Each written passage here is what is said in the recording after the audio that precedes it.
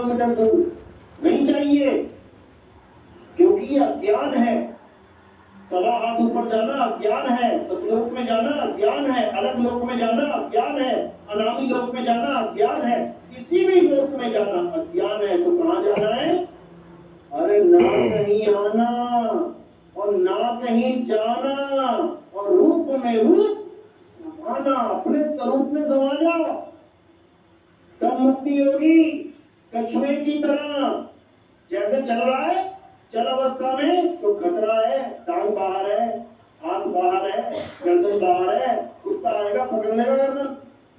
तो जैसे ही काल रूपी कुत्ता आया, भागा भागा, और कछुआ क्या करेगा? कहीं आए जाएगा नहीं, कहीं भागेगा उड़ेगा नहीं, जहां पर है वहीं पर सिमट जाएगा। तो कहां चला गया वो? खुद अपने आप में, ना कहीं आना और ना कहीं जाना, आपे में आप समाना, यही कुरुम अवस्था है। कुरुम अवस्था 2 प्रकार के गुण हैं उसके, एक विस्तार करना और एक समेटना। विस्तार कर दिया तो सृष्टि शुरू हो गई, और समेट लिया तो सृष्टि खत्म हो गई। इसी गुण को समझना है, यही है असली गुण जो तुम्हारी सृष्टि खत्म कर सकता है। नहीं तो वापस आने के लिए तैयार रहना, क्योंकि सृष्टि तुम्हें खत्म करनी है, परमात्मा को नहीं। अगर परमात्मा सृष्टि खत्म करने पे आता, आज तक कर देता, लेकिन छुगो बीत गए, कितने चक्रयुग बीत गए, ये काल आज तक सृष्टि बना के बैठा हुआ है। बताओ ऐसा कैसा वरदान दे दिया परमात्मा ने? हद्दी हो गई। ये तुम सृष्टि बना रहे हो, परमात्मा नहीं बना रहा है। तुम्हारा ही स्वरूप ब्रह्म स्वरूप है जो सृष्टि बनाता है, और तुम्हारा ही स्वरूप परम स्वरूप जो सृष्टि खत्म करने की ताकत रखता है। ये तुम हो जो सृष्टि बना रहे हो, मन को पैदा करके बैठ गए हो, मन की गुलामी कर रहे हो। तो कबीर साहब कहते हैं, बीजक पहली साखी भी नहीं समझ पाई है अज्ञानी जी। क्या कहती है साखी? जहिया जन्म मुक्ता हता और तहिया हताना कोई, और छठी तुम्हारी है जगह, तू कहां चला भिगोए। कई लोग कहते हैं परमात्मा ने जीवों को काल भगवान को सौंप दिया। तू अपना बच्चा सौंप के दिखा जरा किसी मिलन को, तुम अपना बच्चा सौंप के दिखाओ किसी को जो तुम्हारे बच्चे को काटे फाड़े मारे। अरे तुम इंसान हो के इतना निर्दयी काम नहीं कर सकते, वो परमात्मा होके सबको दान दे के बैठ गया। बताओ हद्दी कर दी तुमने तो यार। परमात्मा है कि कसाई है? ऐसा कोई दान नहीं किया परमात्मा ने, भूल जाओ। ये तुम हो जो सारी बना के बैठे हो। तुम्हारा पुत्र है निरंजन, तुम्हारा पुत्र है काल, और तुम उस पुत्र की हर बात मानने में लगे हुए, उसने छोड़ दी। अब साहिब क्या समझा रहे हैं कि अगर अब बचना है काल से तो क्या करना पड़ेगा? मेरी आस मत लगा लेना कि मैं बचाने आऊंगा। समझ लो कौन बचाएगा तुम्हें? ज्ञान बचाएगा। इस ज्ञान को समझ लो, जब काल आएगा तो ज्ञान तुम्हें बचाएगा। कौन सा ज्ञान है वो? कहते हैं बचना चाहो काल जाल से, अरे चीनो शब्द हमारा, और कहे कबीर अमर कर राखू जो निज होए हमारा। अमर करके तो कहते मैं रखूंगा, लेकिन ज्ञान तुम्हें लागू करना पड़ेगा। युद्ध तुम्हारा होगा काल से, दाव तुम्हें लगाने पड़ेंगे।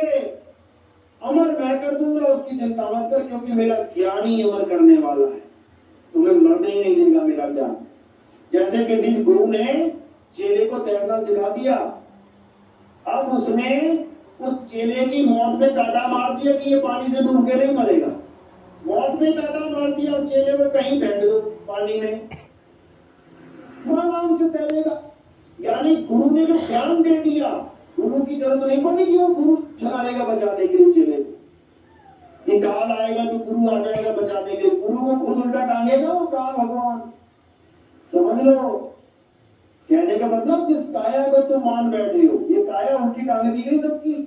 ईसा मसीह को देखो कहां टांग दिया गया, किसी को जहर पिला के मार दिया गया, किसी को गर्म तवे पे बैठा दिया, गर्दनें काट दी। किसको गुरु मान बैठे हो? शरीर को बिल्कुल नहीं मानना। इसीलिए गरीबदास जी ने बोला कि धातु का पिंजड़ा पड़ा। पिंजड़ा बोला उन्होंने, ये पिंजड़ा है, गुरु नहीं है।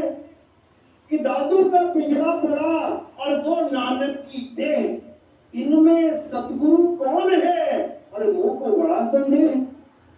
हम इनको सतगुरु मान बैठे थे शरीरों को, जबकि नानक साहब, गरीबदास जी महाराज, दादू जी महाराज, कबीर साहब, ये सब आत्मा है।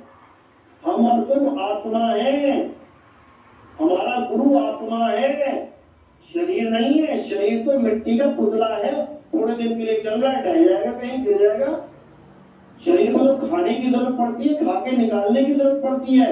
आत्मा ना खाता है न निकालता है, निर्मल है। गुरु निर्मल है, मलिन नहीं है। 9 दरवाजों में से मैल ही निकल रही है गुरु जी के।